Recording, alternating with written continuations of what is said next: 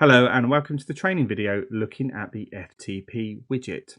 So what is FTP? Well, there are two types. We have the first, which is a standard FTP, which stands for File Transfer Protocol, and we have the second one, which is a bit more secure, and we call this SFTP for Secure File Transfer Protocol.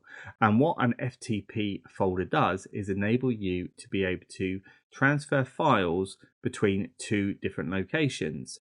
In this case, it could be from your desktop directly to your digital signage, or from a shared drive directly to your digital signage.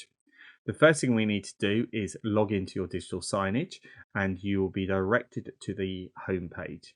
From here, we're going to make a new creative. So I'm going to click New Creative. I can either use one of the pre-made templates where I can edit the details within it, or I can start with a blank page. And for this video, we're going to use a blank page. So I'm going to click on the plus symbol. On the left hand side are my widgets, and this is how we bring in different types of content. In the middle is my canvas, and this is what we will publish to the digital signage screens. And on the right hand side are our settings. So the first thing I need to do is add my FTP widget. If I move to the second section down of my widgets under media, you will find the FTP widget. I can either press and hold my mouse button down and I can drag it, and then I can simply drop it in a particular location on my canvas, or I can press it once and it will appear in the middle of our canvas. I can move it around by moving my cursor to the middle of the widget, press and hold my mouse button, and all the time my fingers press down, I'll be able to change the location of it. To make it bigger or smaller, I can move the cursor to the sides or to the corner until the cursor changes to two arrows. Simply press and hold down the mouse button and you can drag it to make it bigger or smaller. Now for this video, I would like it to be full size. So I'm going to go to the very top to my tools, and the four arrows in opposite directions. If I press it once, it will then make the widget to fit the full canvas area. Now that's done, I need to add the settings for my FTP. And to do this, I'm going to move over to the right hand side. The first one, under protocol, we need to tell it whether it's going to be looking at a standard FTP, so an FTP site, or a secure file transfer protocol. For this video, we're going to be using FTP. Next thing I need to do is add the address of that folder. Now, do not include the FTP : // If this is in the address of your FTP, remove it, because it will mean that we won't be able to see it. So I'm going to delete that out. So now I'm just going to add in the first part of the address for my FTP.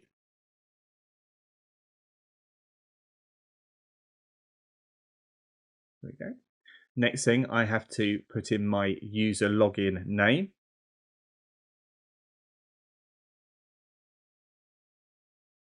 And then I've got to add in my password for that particular folder. Now that's done, I need to choose the directory, and this is where we're going to be looking specifically for that content.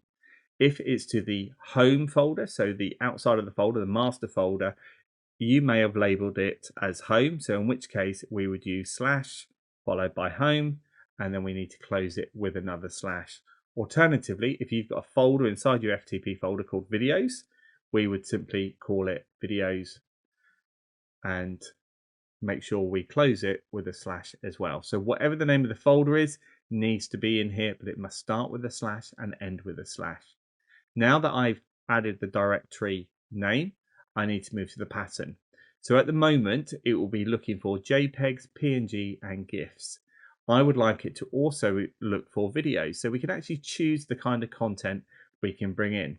So I need to start off with a comma because it's following on from something else.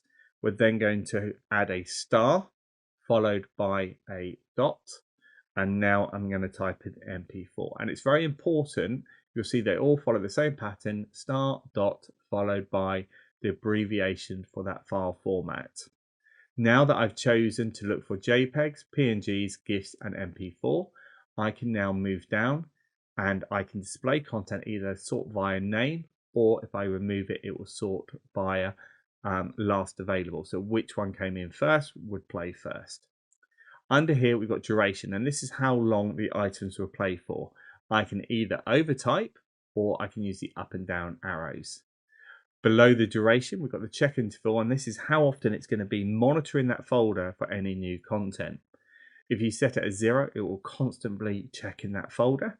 Or if you don't want it to be checking quite so often, we can simply type in 60 for 60 seconds.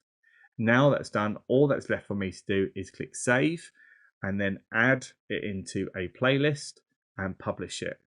Now, you cannot preview this folder. The only way we will be able to see whether the content is coming through successfully is for you to publish it to a screen and then physically check it on a screen, or you need to use an emulator rather than the preview function. It will not show on the preview function. That's very important.